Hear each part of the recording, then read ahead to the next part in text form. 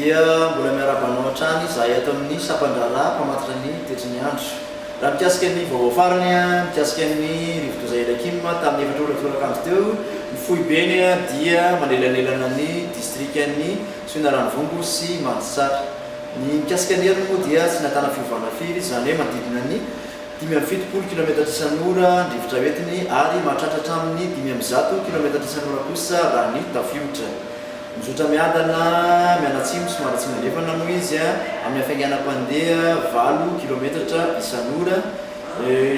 vinavinaina miazo ny amin'iny manasaraka ny Toamasina sy Ambazokirazaka izy ho an'ny alina ary ho an'ny Rakotsy maraina manodidina ny amin'ny 7 maraina eo kosa no vinavinaina ivoaka an-dranomasina ho anelanelan'ny Vatomandry sy Mahanoro tokony hitandrina arak'izany ny mpakasan'ny ranomasina sy ny mpandrika amin'iny morotsiraka atsinanana rehetrarehetra iny satria avy dia avy tokoa ny onja ary mafy ny fitsokan'ny rivotra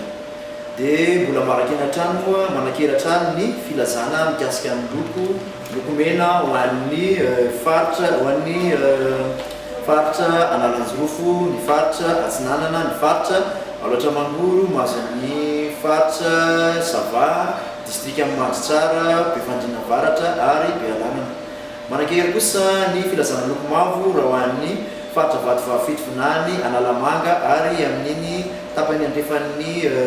faritra Betsiboka izany hoe Tsaratanàna faritra Mampikony Port Berger ary Antsoy Analalava mahazo amin'ny faritra Diana